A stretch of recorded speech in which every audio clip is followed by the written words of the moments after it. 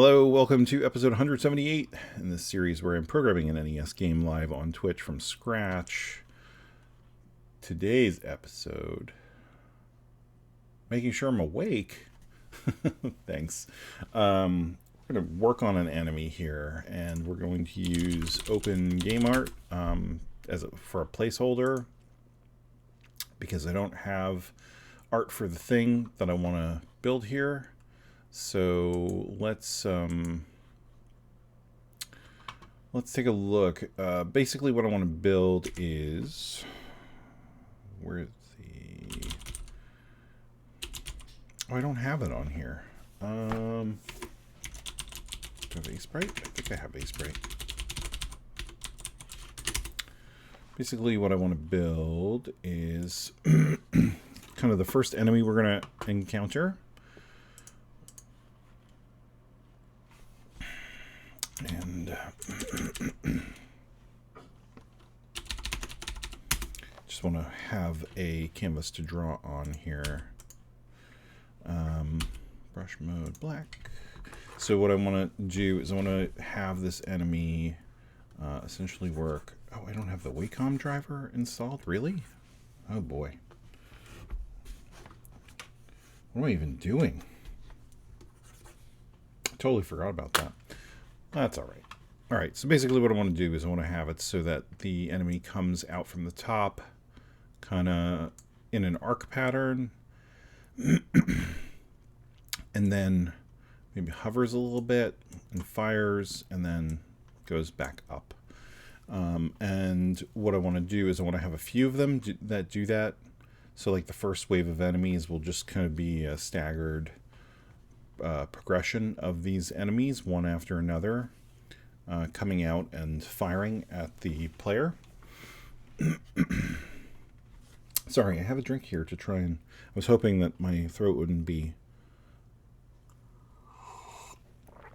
doing what it's doing here, but I'm going to be clearing my throat as I talk, so you'll just have to bear with me. So let's take a look and see if there's anything we can borrow here. This is just purely for test purposes. Let's see.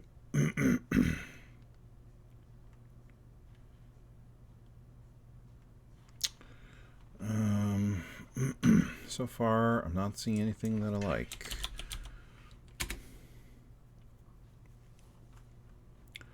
Quadcopter?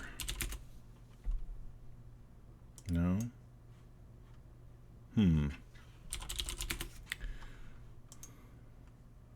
All of these ships are not what I'm thinking of.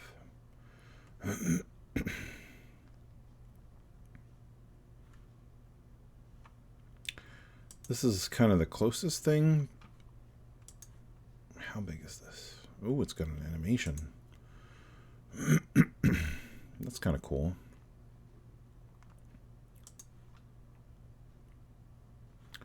Let's borrow this.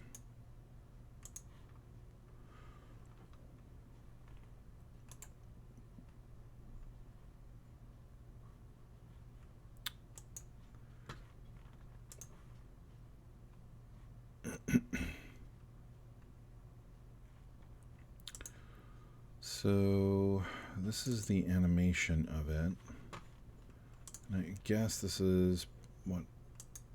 Is this the main or is this it? A sprite? Let's take a look.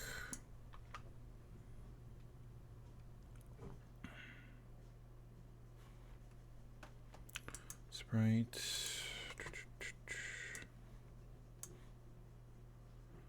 104.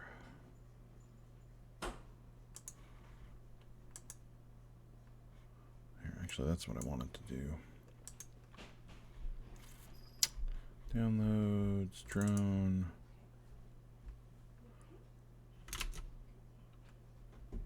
Sheet 1.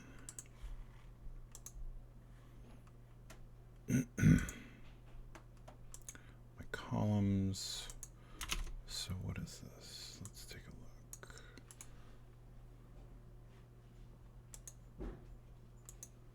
There are 5 frames. I don't think we're going to use this whole animation. 5 frames.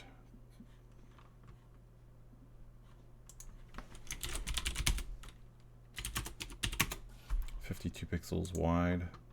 It's not ideal.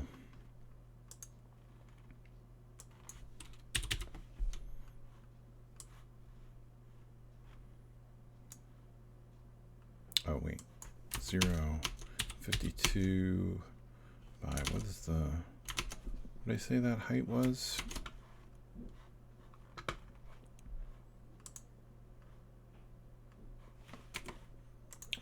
Go away.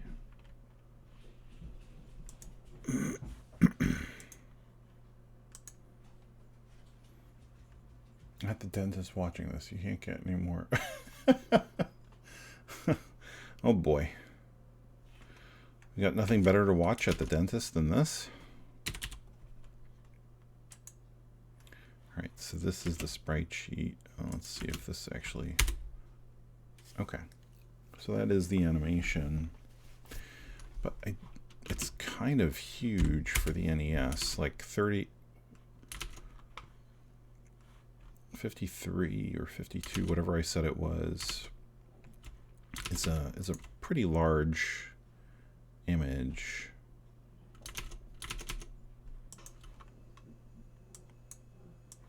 Does the sprite do GIFs? It does. Yeah, so 52 by 35. Can I reduce the size and still work with this decently well?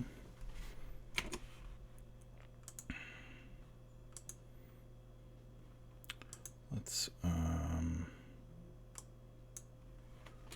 make this 52 by 35 just to get one image that we can work with for now. And then let's resize this.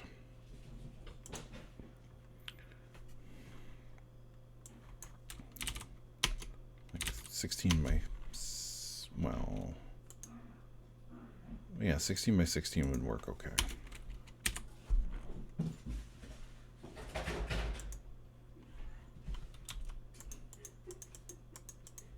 There's so much detail that it tries to kind of cram in that when you get it down to this size, you really can't see much. But it's good enough for what we're messing with. We'll see what kind of color combinations we get with when we convert it down to the NES. But in the meantime, so that's drone.png.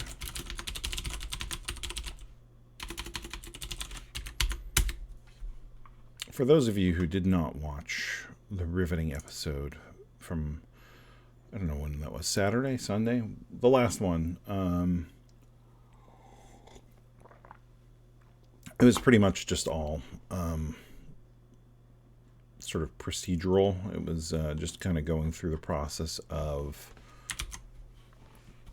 making sure the code was synced up with just one repo instead of two, so that anybody who actually wants access to the code when they pre-ordered the game will be able to do that with the most recent code, because that wasn't the case before. Actually, there's a batch file, isn't there?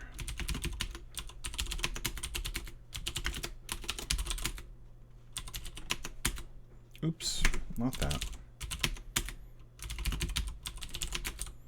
Should copy that over.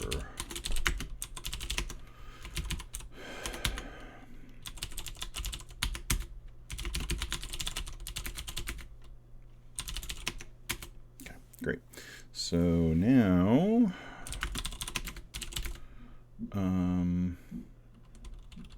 NES asset tool.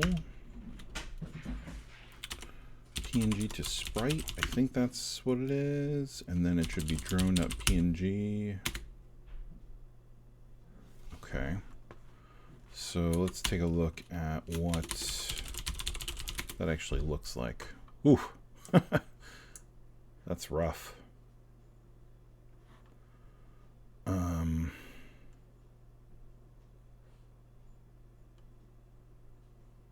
Yeah, that's not even close. There are just too many colors, and all the detail got lost.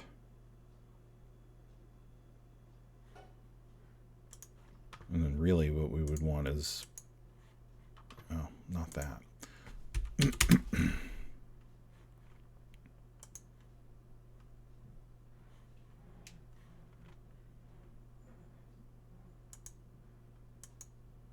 It's just changing.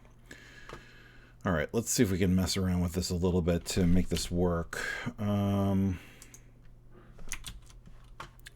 So where's the ink blotter tool, or eyedropper tool, really, I should say. And then we have the brush, and make this 1 pixel, please. And just kind of want to fill in. We'll keep that red color, and then maybe we'll keep this dark green. And we'll just kind of fill in the rest with the dark green color, instead of trying to use that gray. We'll have to mess around with this a little bit to make it look a little bit more interesting. I am by no means an artist. I feel like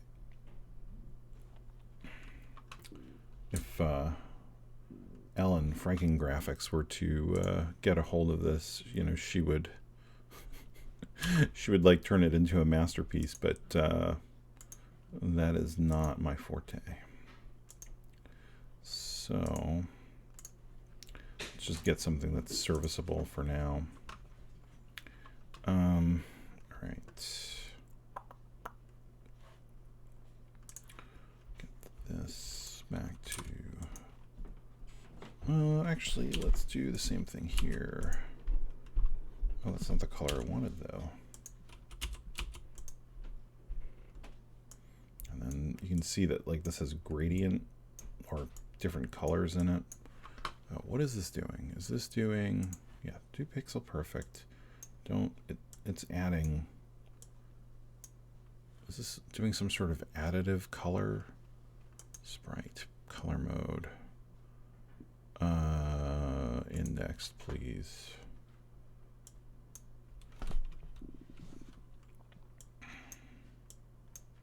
It's doing full RGB here, which may have also contributed to the bad conversion that we were seeing.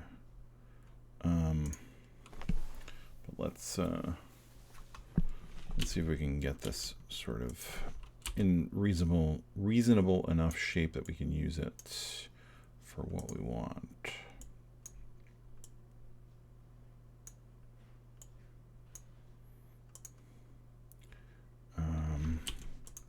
Change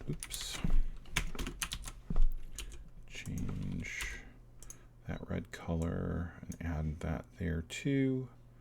Although actually, I want to change that to be blue.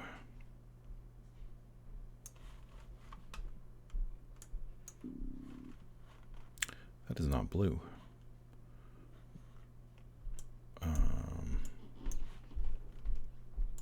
Is that because that is not in the palette? Yeah. How do I modify that? Ah.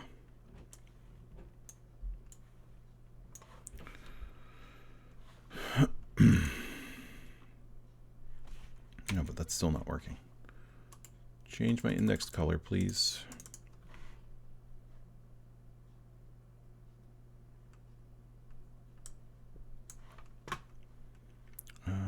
Edit.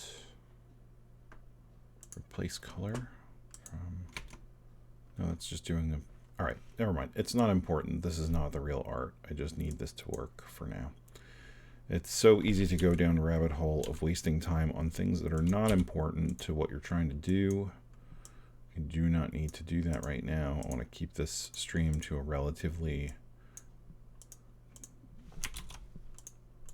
decent length. I need to be up pretty early to go into the office tomorrow. So that means I'm up at 6 to take a 6:50 train, and I want to get some sleep. So let's not go crazy here. Okay, now that we have this, let's actually want to use some of this lighter color. I went a little too far. Here. Let's see.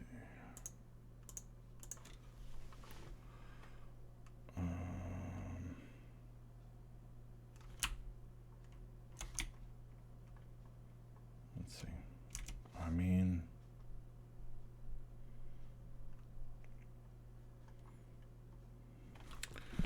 maybe those blades don't look right. Maybe the spinning blades should be kind of more covered.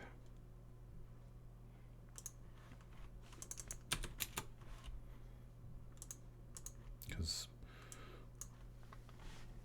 the rotation of the rotor would obscure the blade a little bit. I don't know.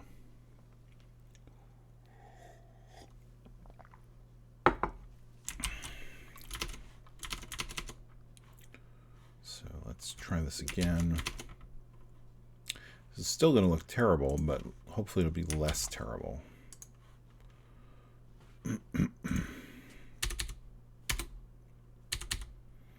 Still found 5 colors.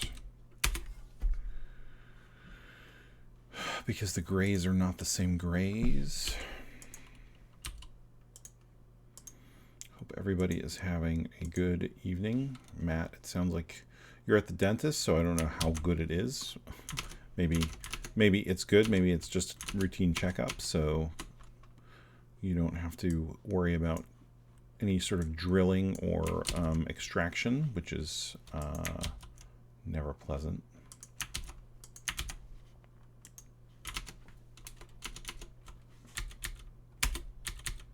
Still said 5 colors.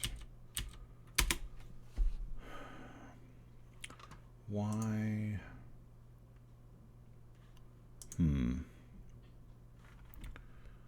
Sprite, color mode, indexed, more options. It's not going to let me choose what I want there. Let's take a look at this again and see what is actually getting converted to what. So we see the background is fine.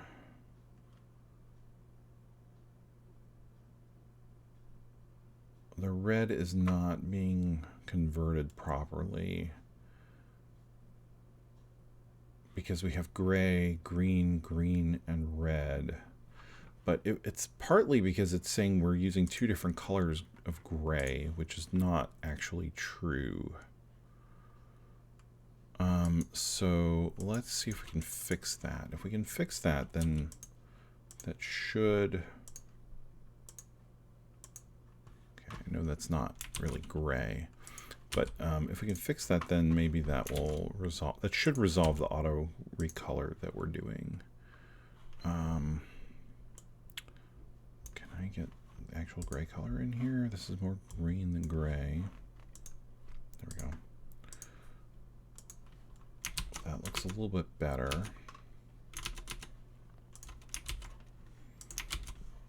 Okay. Oops, that's going to convert it again.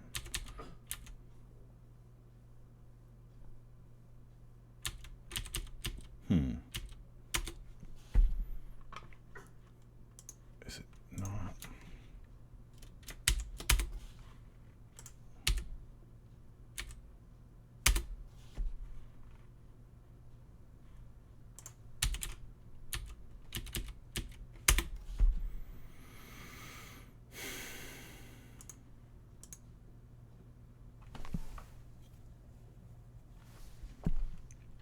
Oh, you know what else? I just realized this background color was close to that green color that was there. That was not the same as the other green color. That could have caused some of the problem. Wait, it's not. Oh, why wasn't it overwriting it? you know, that's one thing. The keyboard shortcuts in Windows seem to get broken sometimes for like copy and paste for the files, and I don't understand why that is.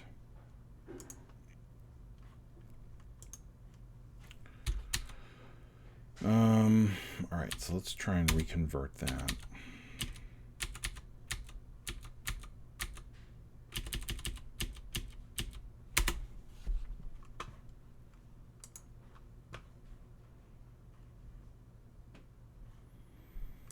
It's got these colors. Do I have Fred on here? Let's download Fred. I need my hex editor. Hey, Brandon.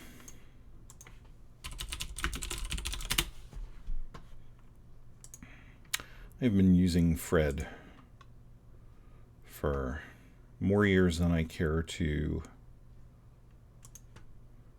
think about. Mostly just because I like how it works. It's easy. No fuss.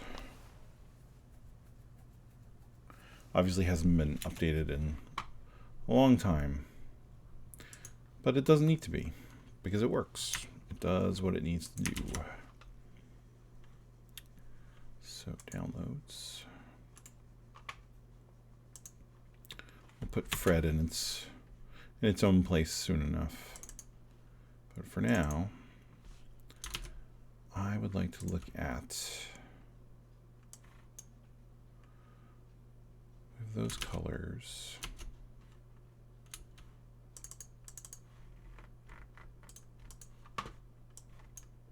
And those colors. OA 162A, OA 2A, and 3D. So it really is the difference between 1.6 and 3D. And if we look at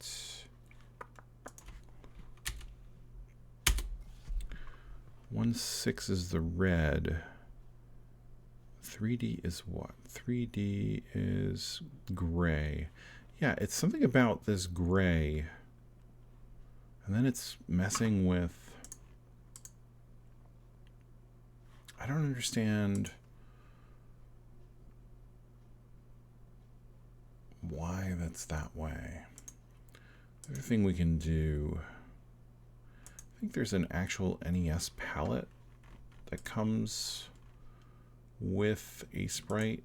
Let's load that. Oops. Because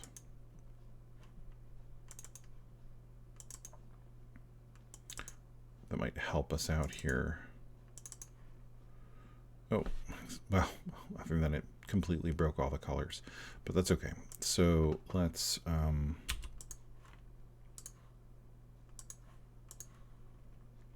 see if we can quickly fix this here. And then that, and then this is the darker green.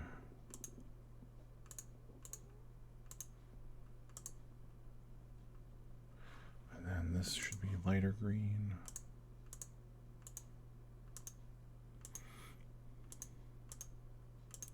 So let's see, 1, 2, 3, and then red. Red is going to be 4. 1, 2, 3. Oh, but you know what? With the background, that's not going to work. Crap. So it is too many colors. Bummer. All right. Or it's too many colors for working with one palette specifically, which is what I'd like to do. All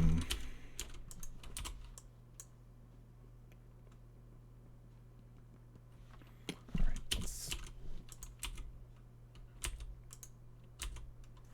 everything wants to update tonight.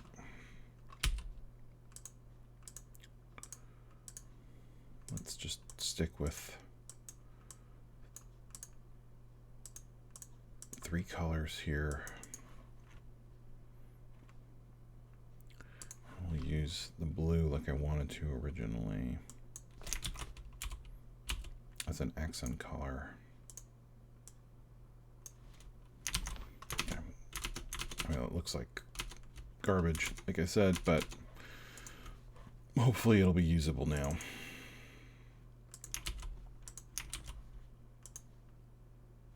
And keyboard shortcuts are working again. For no reason. Okay, there we go. That did it. We had too many colors, so.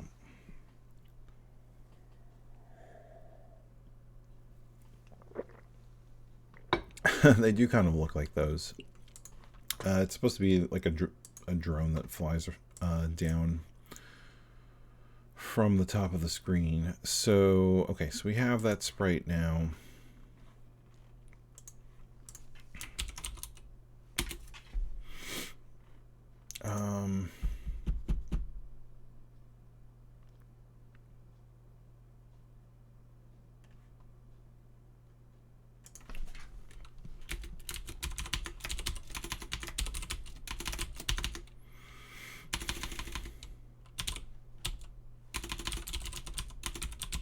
So we'll add this to the list of sprites that we know about.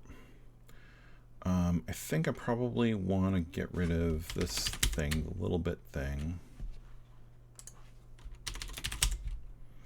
Spawn point is okay. Turret can go away. And we'll have something called drone. And then we'll leave the map alone for a minute. The only thing I wanted to check was we start with map JSON and then we go to the repeat scroll. All right, so you can open tiled.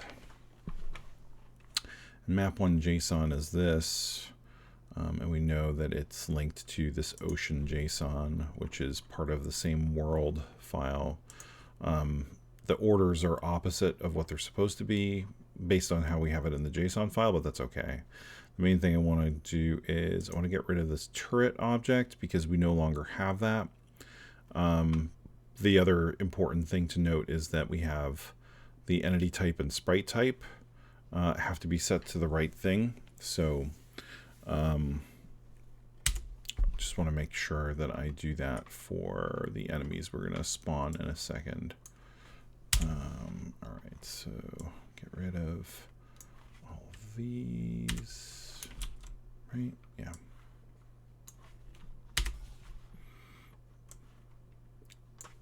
Okay. So we're starting here within this, and let's have those drone things come like right away.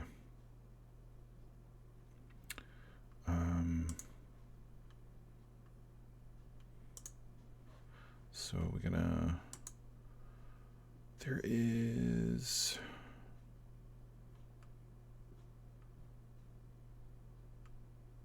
I thought I added,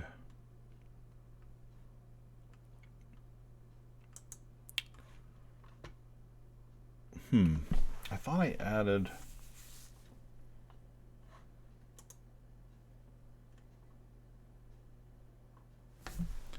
I thought when we were working on this last time there was a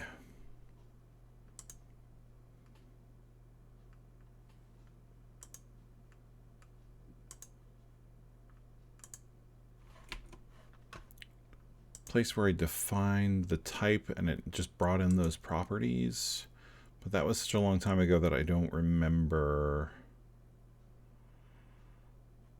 how that worked. So let's see if I can figure that out. So we have this here, object properties, that's these, custom properties. I thought it was just, am I misremembering? I know how to add the properties manually, that's not a problem, but I thought property types editor, I thought there was something that I had done where I was able to actually predefine like what's required for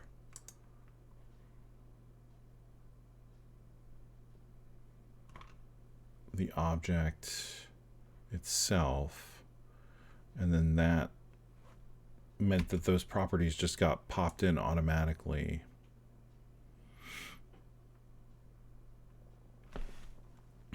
Let me go back and undelete something here. Turret type object, and then there was those custom properties.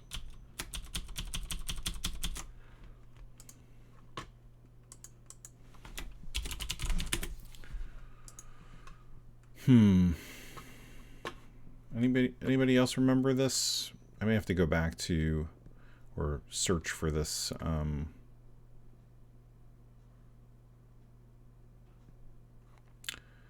at some point. I don't know that it's worth spending too much time on this right now, but I thought for sure there was a way to do this. All right. Anyway, so entity type and sprite type are the two things that I need to add to this object. Entity type and sprite type. And so the entity type is drone, right? Yep, and the sprite type is also drone, lowercase. The case is sensitive, so it matters. And that's that. So now we should be able to test that to make sure that that actually shows up once we process and export the project. So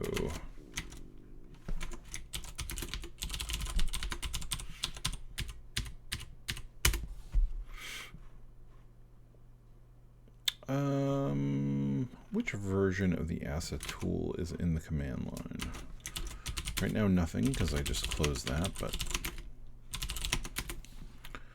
is it the debug version? I think it's the debug version. Okay, so that would have the latest anyway. So NES asset tool,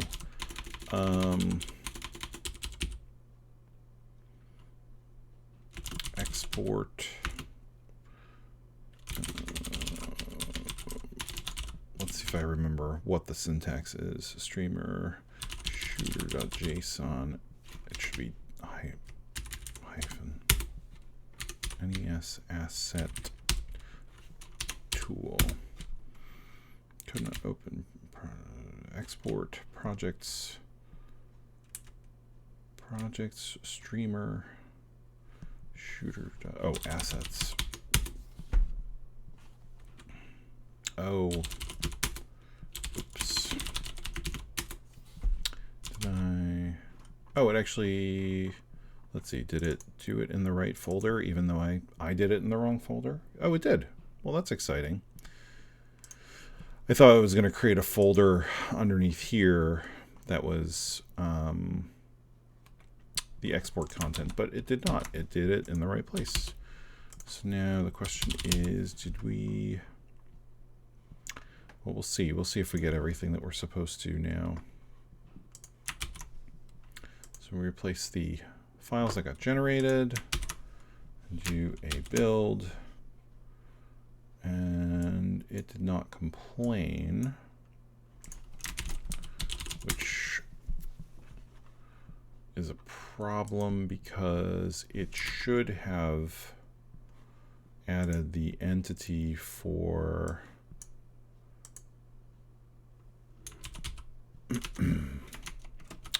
should have added the logic for the entity for the drone. This is the old file in the old directory. So let's that's a simple thing. Where is the JSON file here? That's one of those things where you don't bother checking, and it drives you crazy because you're like, it's got to be the right file, so why isn't it working? And then, of course it's not the right file.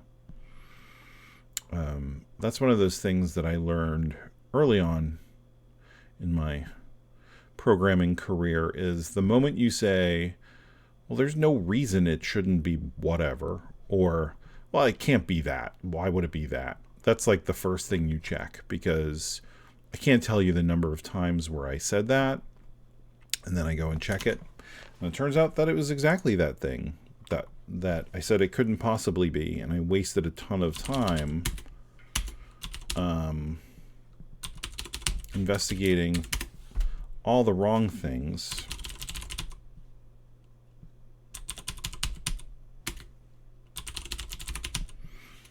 When I could have just double checked that one thing, or two things that I assumed were, you know, there's no way it was that thing that was wrong. And yeah, I was wrong. It was definitely that thing.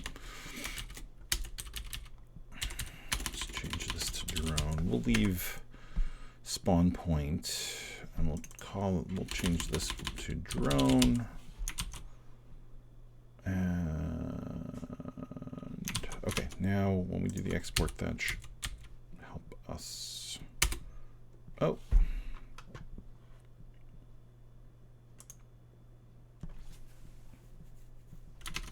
Turret. Oh, is the map in... Is this the old map file? This is the old map file. Okay. Let's close this. And close this. And open from the new location.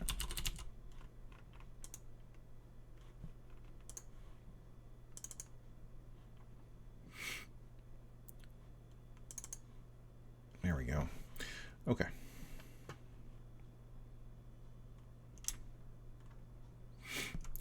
So same thing as before. On the object layer, we need to create objects with those types. Let's just get rid of all of these. Let's go to the bottom of the level, and we'll scroll up just a little bit, and we'll create a new object here as a test.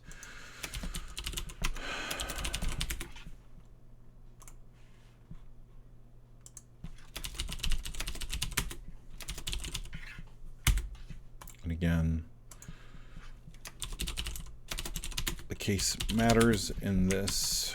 All right, now that that's done, let's try export again. Could not load because the file does not exist. You know what? That might be a bug because I'm not in the right path, and there's some sort of bug looking for it. No? Okay.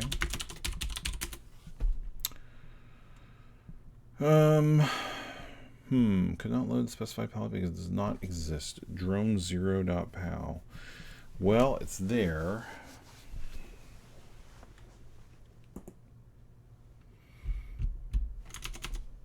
Oh, this is one of those other things that's a little bit annoying about the way this works, is that there's a set of palettes that are hard-coded right now. All right. That one doesn't need to be there because there's only one actual palette. Okay, so now get entity from string a little bit. Okay. Oh, you know the other map, because this is the, yeah, because we have the two worlds, or the world has multiple pieces. The old repeat scroll portion had the object that was not actually there anymore. Okay, that's easy enough to fix. Let's try this again.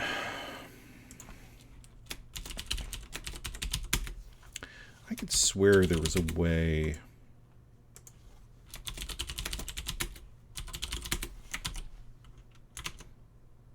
to make it know what properties are required depending on the type, but unknown. Oh, that should be object.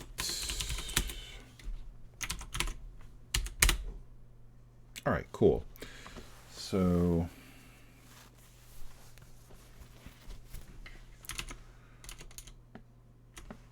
I guess my error messages aren't too bad because they seem to give me at least some clue as to what's going on relatively quickly.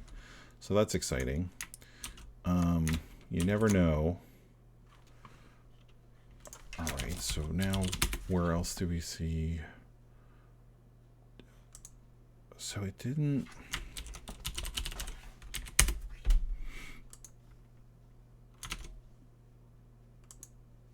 didn't do what I wanted it to, or did I not? Yeah, a copy and paste did not work the way it was supposed to. What is going on?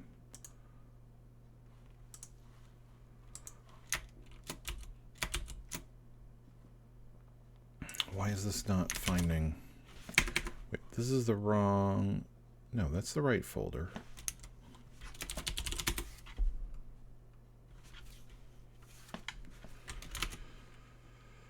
Entity logic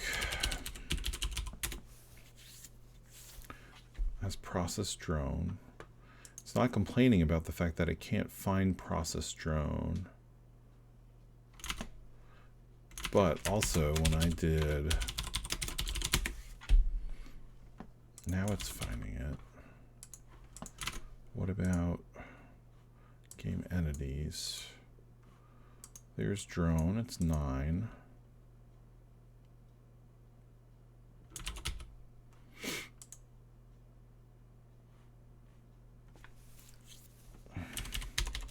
This can go away.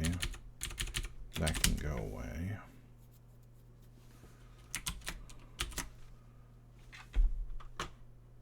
That's so weird. Entity logic table. What is this talking about? Where is this building?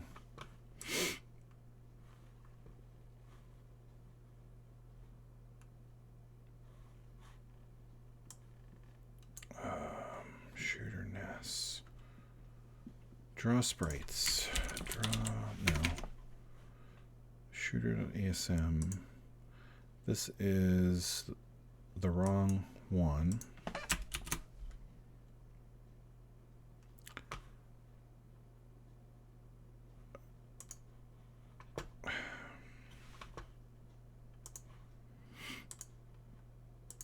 I think I should rename the original folder to avoid this from happening again. There we go. So it was in the wrong folder.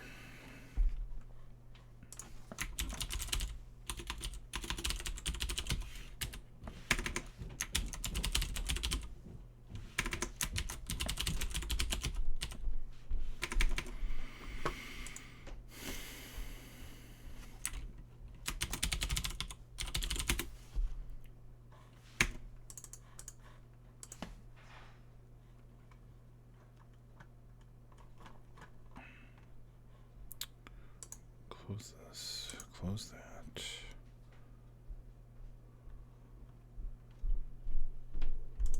I don't know why it wasn't. Okay. So check bullet collision a little bit.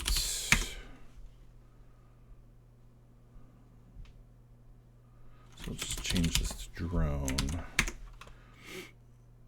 I'm not crazy about this. I'm going to make a little bit of a note here. Probably need some way to identify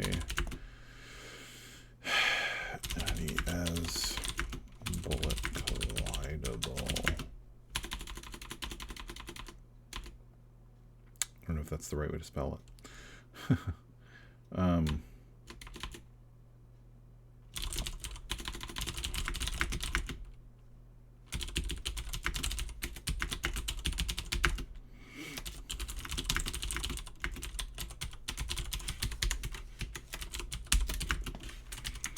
so this is fine for now, just to get past this error. And then we have entity includes, which has all of the entities we want to process in the game, but of course the drone is new, so it does not exist yet.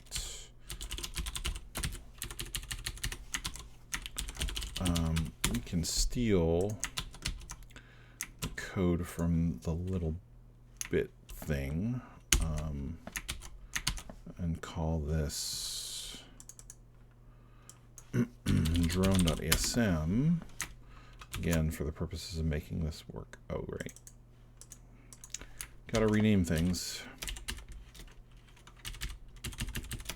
Process drone.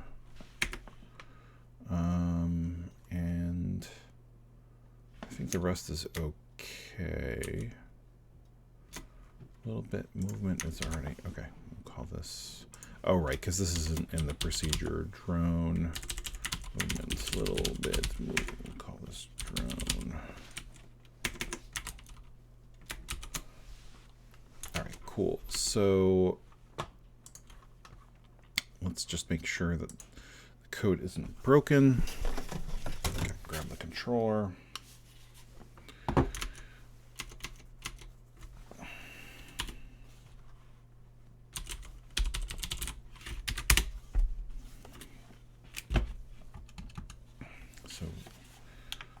So clearly one of the palettes was shared.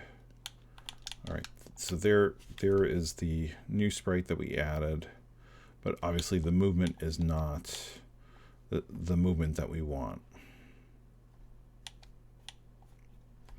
Collision box is also clearly a little suspect.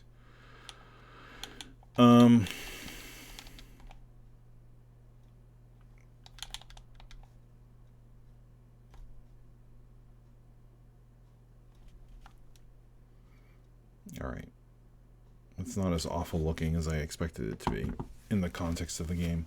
So let's work through how we're going to make this move. So originally I had said I wanted to have sort of a parabolic shape in the movement.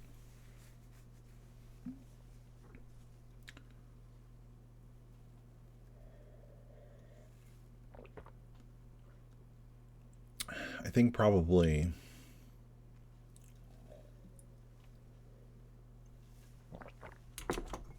we can use a similar kind of thing to what we did with the little bit. So the little bit has just a pattern of offsets that it uses. This was done, I don't know how many episodes or streams ago. Basically, we had talked about how we wanted it to weave back and forth in almost like a sine pattern, but the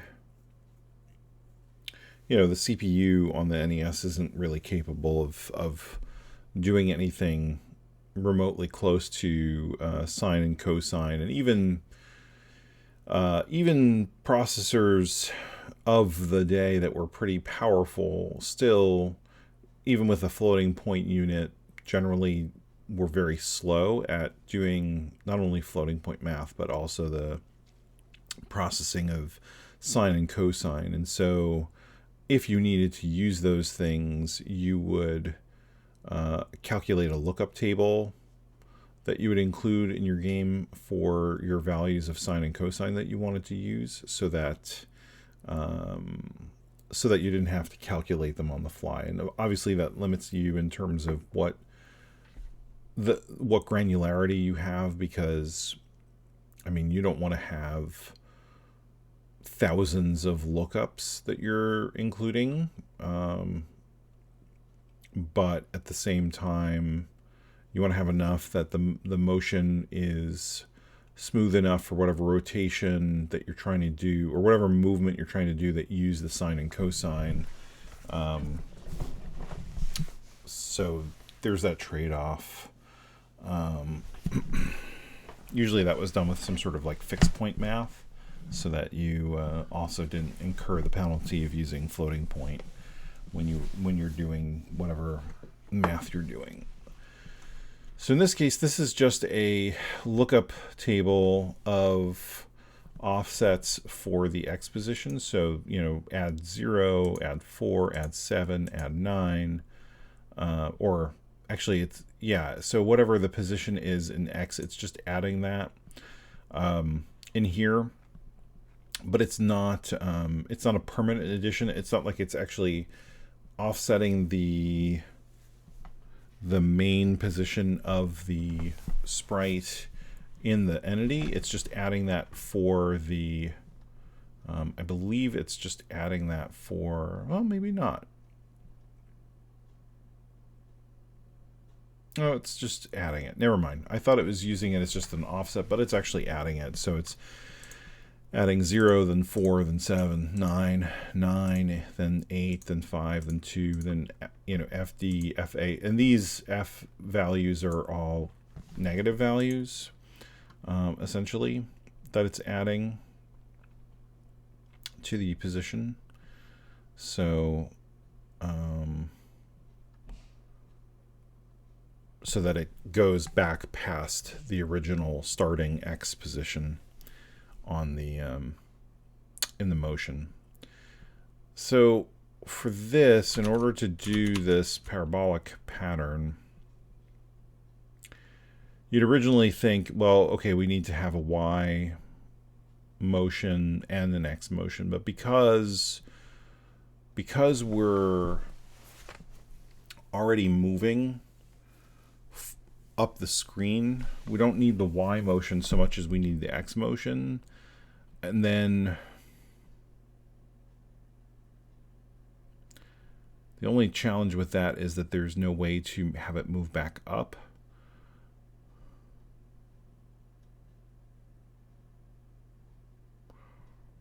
But even that could be done maybe through like a simple countdown.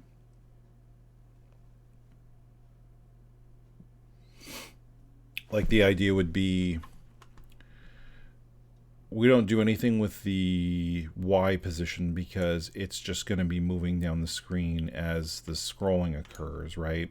So up until the point that we want to stop, we can just continue allowing the sprite's position to get shifted down by the camera offset, because remember, all these sprites are, oh, maybe not. Actually, that's not true. So it's true for the starting position, but once the sprite is on screen, we don't offset against the camera. But that's okay. All we have to do is add whatever the camera speed is to offset it so that it drifts at the same speed as the camera is moving up. So if we have like our world here, we have like our camera portal into the world, and we're moving up at some sort of fixed speed, we just want to move it at the same speed on the screen to make it look like it's drifting down. And I believe you would see that we are doing that here. In this case, we're just incrementing by 2, and then we're checking against the position on the screen to determine if the sprite needs to be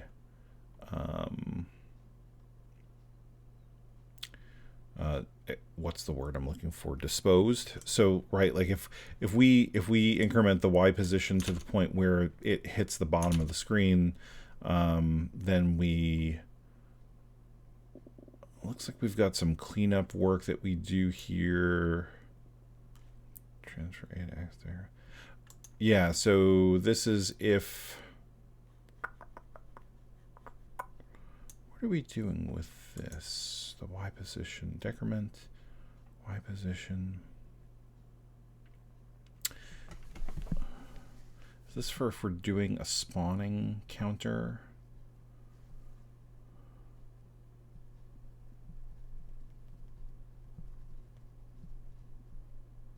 Yeah, so this is if we have a spawning counter, and in this case, For these drones, we don't have that. So actually, that's good that I was kind of explaining this. We want to comment this out. So with the, let me put a note here. This is if we are using an enemy stream, we need to update the parent entity, let it know all the children are gone.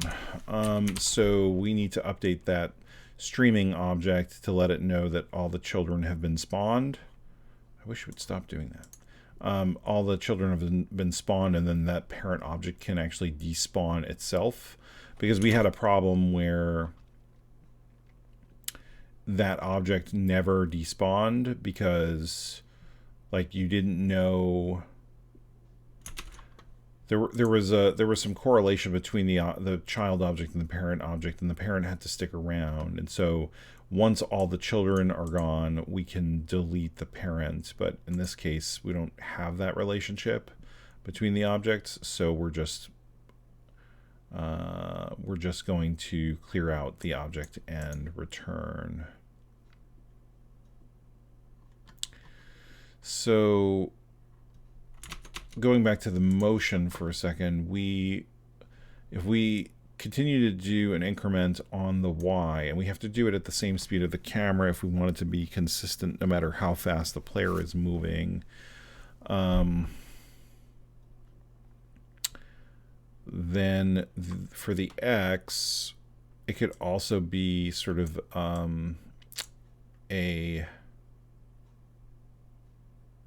well, let me finish that thought. For the X, it would be a constant, right? We just want it to move constantly to a point. And that could just be based on a counter where we're counting down to what, or maybe we want it to be on offset. I think a counter probably works the easiest if we don't need it for something else.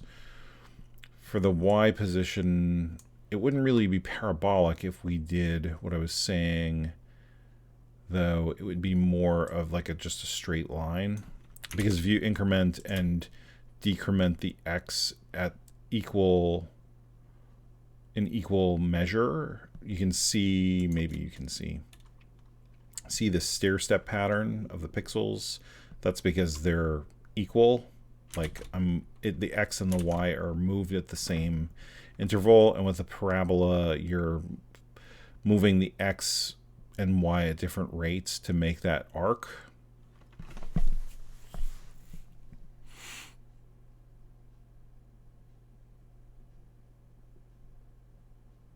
So do we need to have X and Y offsets to make this work the way I want it to?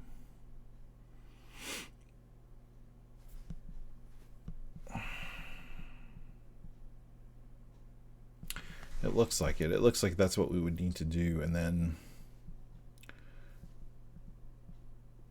for the X, we could play. Can we do? Yeah, so for the X movement, we could actually just play it in reverse to have it continue to go this way. So whatever the offsets are in our, like lookup table, we play it till we get to the end, and then we go back to the beginning to get the matching pattern. And then for the Y motion, it's almost the same, but instead of adding the values, we then want to subtract the values to get the same sort of motion.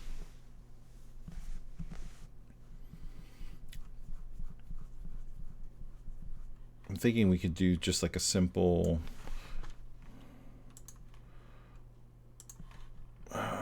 let's see. We don't want too many we don't want too many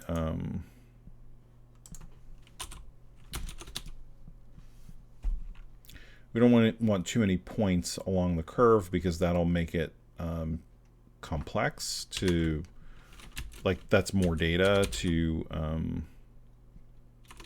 store. But let's see, amazingly, my brain is remembering high school algebra correctly, which is the multiplier kind of shapes how wide or narrow the parabola is. So like a quarter of x squared kind of looks like what I want it to be. Well, that's nice. So it actually gives you, but all we need is like this left half, right? Because for the right half, it's the same thing in reverse, and the y, it's also the same thing in reverse, but we're subtracting instead of adding.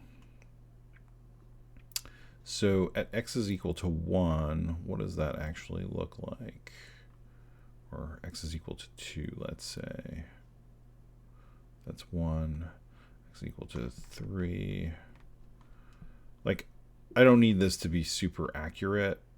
It just needs to have sort of like the right rough movements to look decent.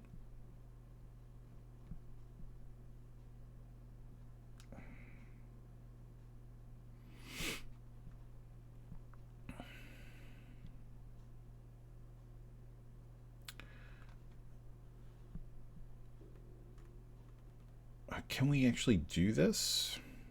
That's the real question. Could we actually do? The only problem is the negative values. But if we used, well, no, and we've got 0.25 as our multiplier. If we just did x squared, so obviously like 1 it's 1, and then 2 it's 4, 3 it's 9.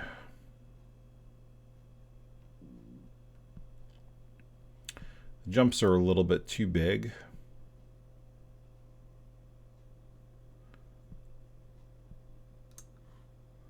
We could double them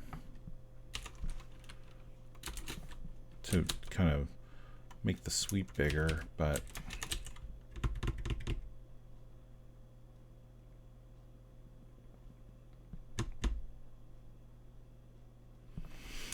well, let's implement this, and then we can mess around with our formula and how we want that to work. So now we have two lookup tables. We have our y and x data, and then so for this is the x movement that we're adding to the position. And then let's do a similar thing for y. So instead of just incrementing it in memory, we want to load it. Let me see. We just want to load it, add to it, and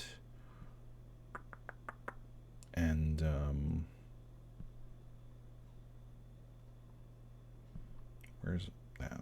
Load it, add it, and store it. Yeah.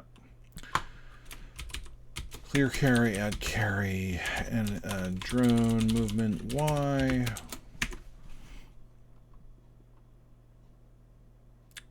Y is based off of what? The timer. So let's just make sure that we've got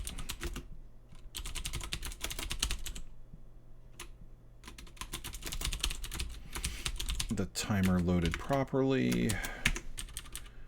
Add carry, drone movement y, store a into objects, entity, y position, x. This is no longer technically correct, so we'll just leave that alone, but know that that's going to mean this is probably not going to despawn correctly, which is fine.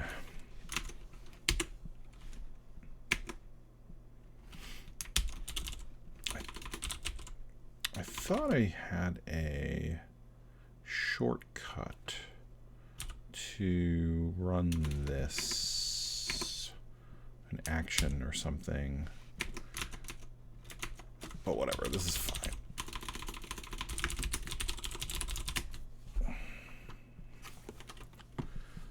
So we just want to make sure that the thing is moving in a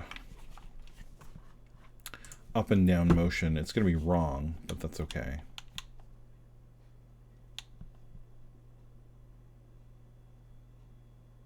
Wasn't as terrible as I thought it was going to be. So, okay. Cool. That was actually fairly close. So what we want to do is we want to mess with these movements now to make them kind of approximate the motion we want. Now with timer, we're, how many is this? 16 or yeah, 16. 1 2 3 4 1 2 3 4 1 2 3 4 1. Yeah, it is 16. I didn't just randomly guess. I saw we were doing an and against timer, so we're doing a we're doing the and against timer to essentially work like a modulus, so that we make sure that we continuously loop over this over and over again. This is probably more points than we actually need.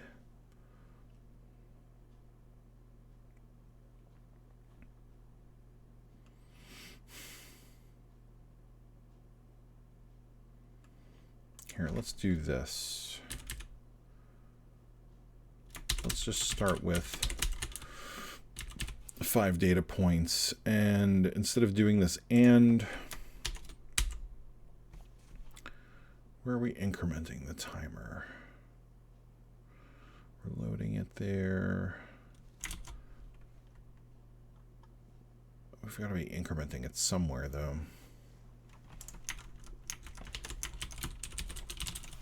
Load it.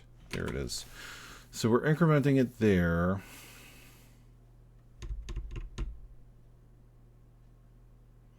Increment data. Load. Compare 3. Increment. Branch if not equal.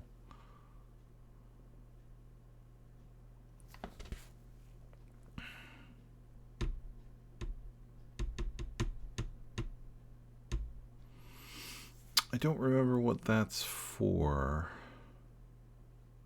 Compare it to 3. That's bits 1 and 2.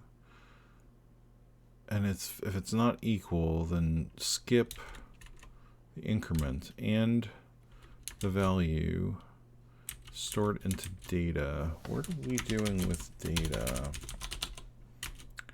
We're incrementing data. Oh, is this just a basic secondary counter to slow down the timer?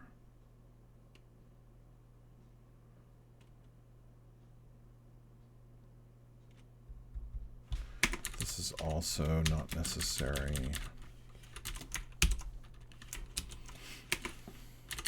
So this is the same thing. If there's a parent entity, there's a group count that's being tracked, and the reason for that was if we wanted to do a bonus, like if you destroy all, like say the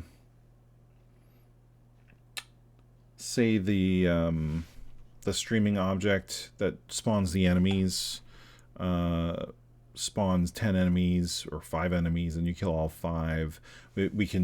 We track that in the parent object, and so that's what it's doing here, is it's also tracking that. Now, again, there is no parent. We may end up doing that anyway, because for shmups it's obviously common, but for right now, we don't want this because there is no parent, so it's going to create problems if we're just spawning the entity directly. So it looks like, yeah, that this is just a timer within the timers, just to slow down. So we're doing a 3 count before we increment the timer. And then we were doing the AND here.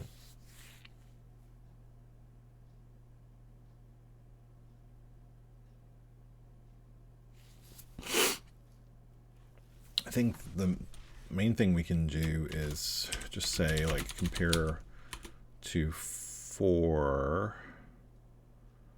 I just want to cap the value, right, so that it does it and then it stops. That's what I want to try and do right now and see what that looks like. We can mess around with the data here. Oh, you know what, though? It won't stop if the last point is not a 0. So let's compare it against 5. Branch if not equal to point past here, which doesn't exist yet. Here we're going to and we're just going to load A with 4 and store it. We don't need to store anything if it's 5. I'm just basically rolling back the timer so that it always uses. Is that going to work?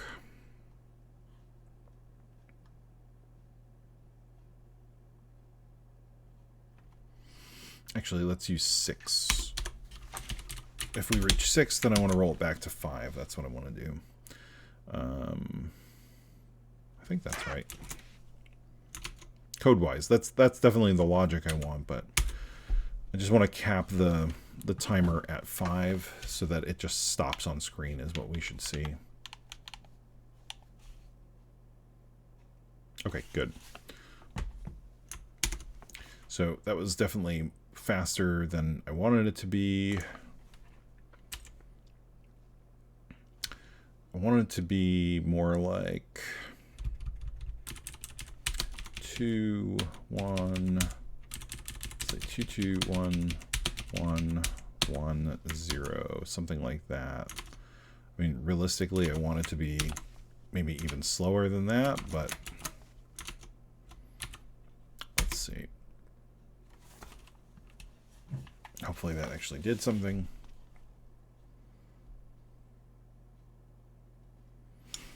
Okay, it sort of did, but it also sort of didn't. Let's experiment with this. If this is working, then what we should see is this should just move 25 pixels down and a bunch to the right. Although, is it doing this every cycle? It is doing this every cycle, isn't it?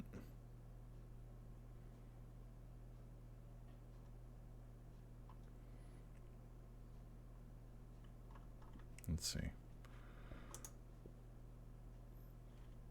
Load A, X velocity branch if equal. So it's 0 to that.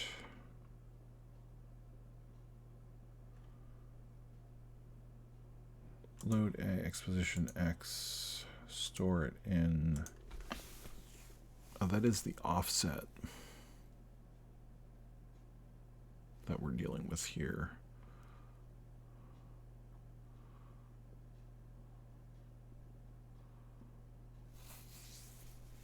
Oh, so I was right before. It is always doing an offset based on what the original X position is. Yeah, that didn't seem like that was correct before when I said, okay, I guess it's just adding it. It's because XV is set to the original X position, like where it spawned on screen, and then every time we're resetting the position back to that, and then we're adding these offsets. So that's what this is doing here. It's loading the velocity, what could be the velocity, but in this case is the original X position. And then if it's not 0, it will store that back into the X position so that we can do an offset addition here. So for Y, it doesn't work that way. Y, it's just adding right now the value. But that was behaving strangely. I want to see what it was doing visually. Okay. So that actually looks okay. It's the X stuff that's a little bit weird. But that could also be because we're... Yeah, because we're jumping these offsets. I wonder if I should do the same thing for Y. Probably not. I almost wonder if I want to change that because I don't actually care about being anchored on the start position like I am with the other one where it's moving in that sine pattern.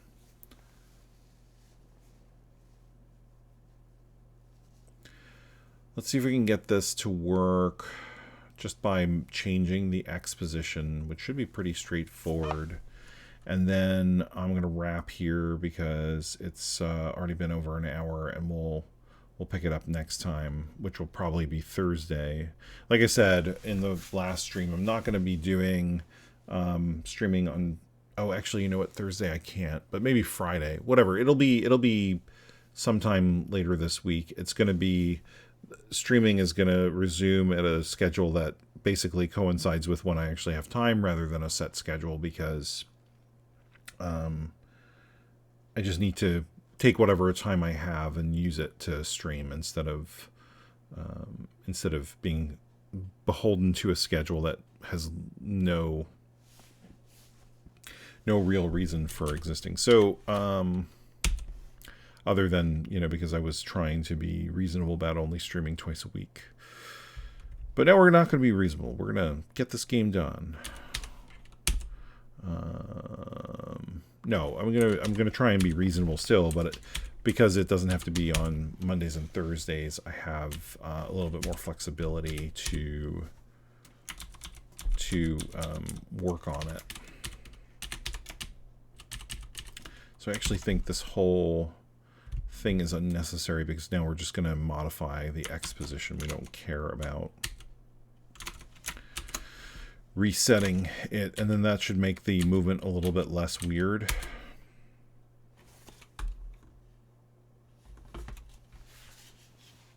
Oh, wait. That was... Okay. Hold on. Why did the palettes change back? Is that because of the code that was removed? That was not expected. But okay, the movement there, that's kind of more of what I was hoping for. Now, we definitely want to have, I mean, it's obvious once it gets to the position it's in, you want sort of like an idle motion, right? Like it shouldn't just be stopped still like that. And also it getting to its position like that is really abrupt. So you might want to do something like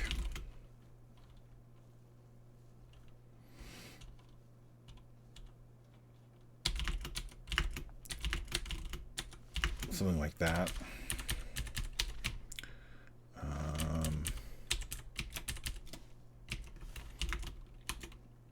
Obviously,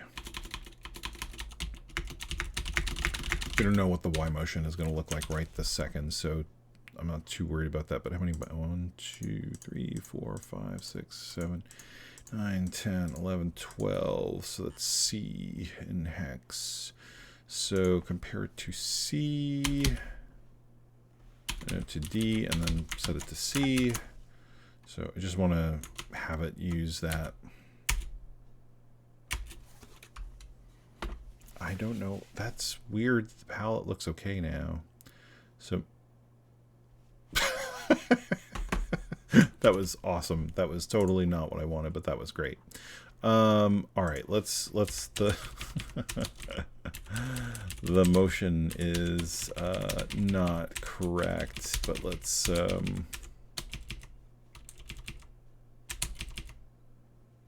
let's see if that works. I'm just trying to make a more gradual motion so it doesn't scroll off screen like that. That was hilarious.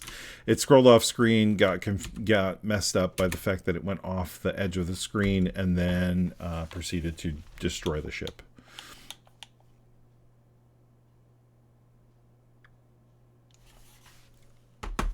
Oh, maybe my logic is wrong in the...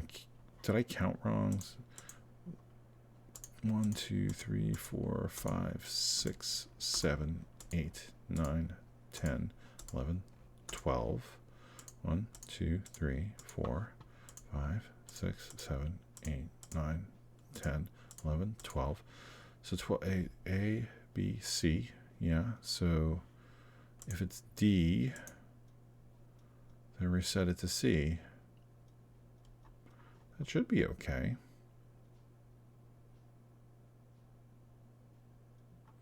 Right, because C is 10, 11, 12, A, B, C.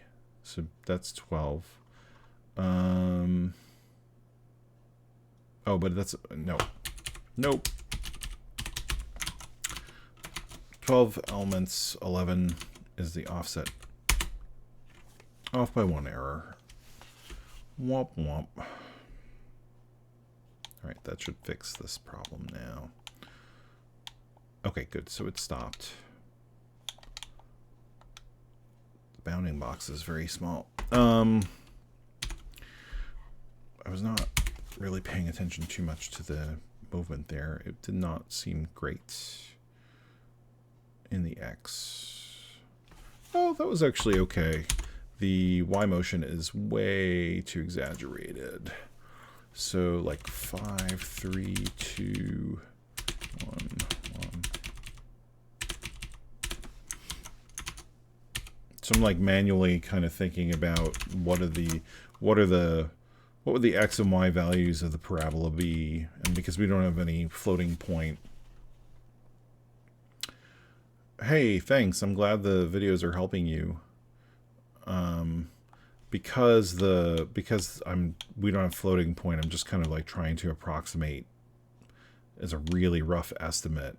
Well, that wasn't too bad. I think we could have it come out a little bit further. Let's see, 5, 5, 4, not 44, 3, 2, 1, maybe another 2.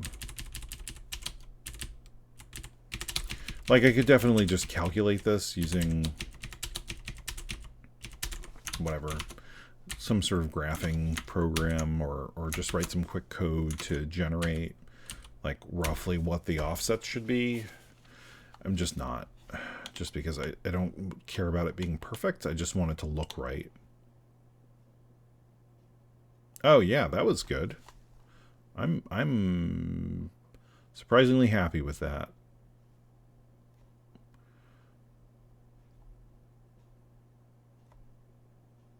Okay, cool.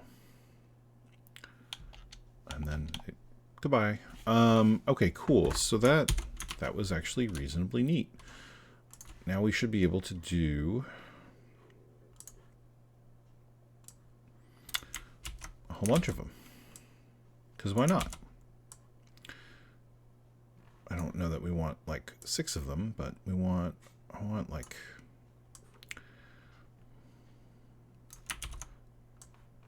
4. Okay, so this is going to be an interesting thing. I just realized, like, this one is on this side. We want it probably to come in to the left instead of the right. Not going to deal with that right now. So let's re-export because we updated the map. Let's close this. Let's go to our assets and the export. You know, one of these days I'm going to actually write something to do this update for me so I don't have to manually replace these files, but today is not that day. All right, we rebuilt that with an updated map, so let's take a look and see what that looks like. should be pretty neat to have those one after another. Ooh, that was pretty cool. They're a little bit too close to one another, but I really like the way that that looked. That's exciting. How much spacing? I have like this much spacing. I'll export it again.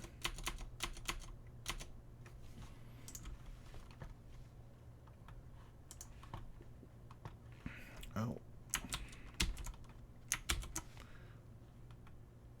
Replace.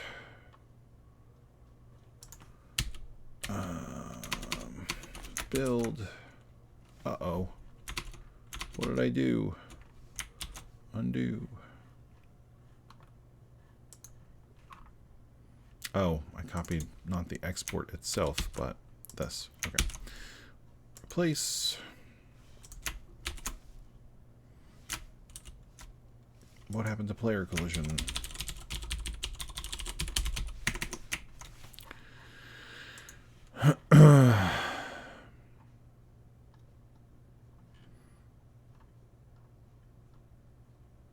What happened to that? Did that get deleted somehow? All right. Hey, guess what? I've got a backup. Player collision. Oh, it's a bin file. That's weird.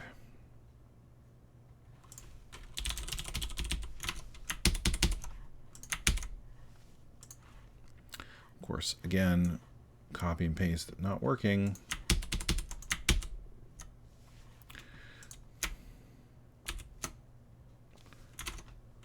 It's an ink file. What is... Who is asking for that? File.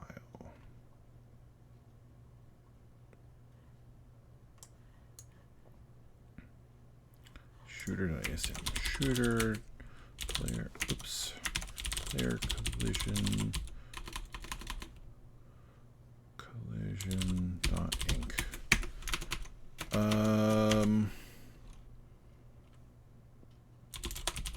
Source tree, help me out here. What just happened? You go away. And it includes check bullet collision. That's fine. Where did player collision.ink go?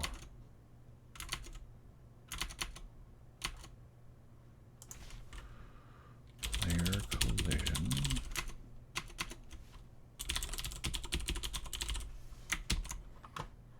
That's totally bizarre. Palette table, that's still there. Weird. Okay. So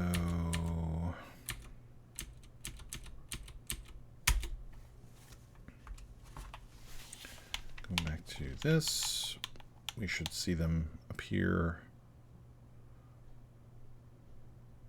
Yeah, cool. So that's the first half of that motion, right? Like we have them kind of zoom in and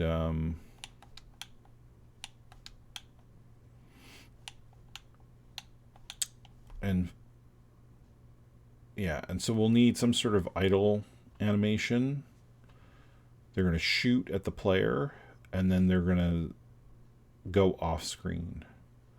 So what'll be cool is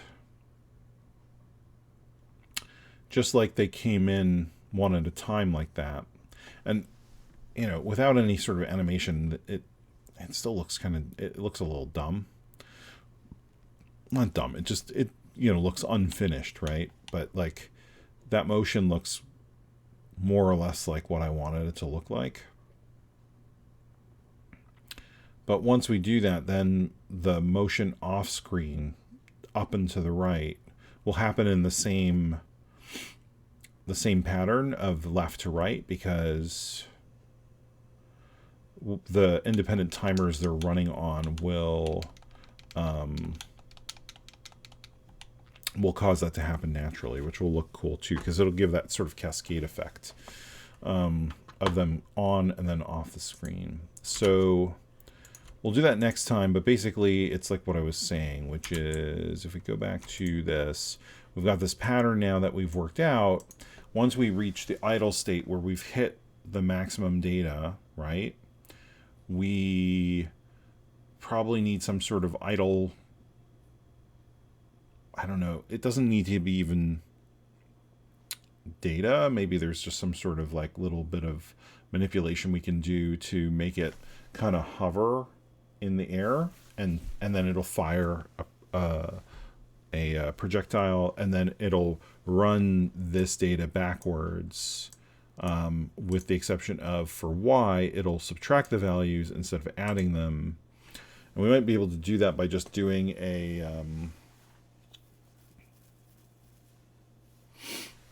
just converting them over to the 2's complement values before adding it to the Y position. And then once that's done, it should be off screen.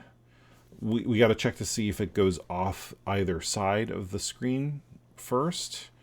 Well, actually, it's only going to ever go off the right side of the screen. So check to see if it's going to go off the right side of the screen, and then if it is, we can despawn it. And if it's not, we wait till we run through the whole cycle and then despawn the object. But that'll be next time. So cool. Thanks for hanging out here on stream. Like I said, it's not going to be, I can't do it tomorrow again because I'm not going to be home till late. Thursday I've got some plans. So like Friday, Saturday, that'll probably be the next stream. I'll update folks on Twitter, and yeah, and just come hang out and see what progress we're making here. All right. So thanks for stopping by. See y'all next time. Have a good night.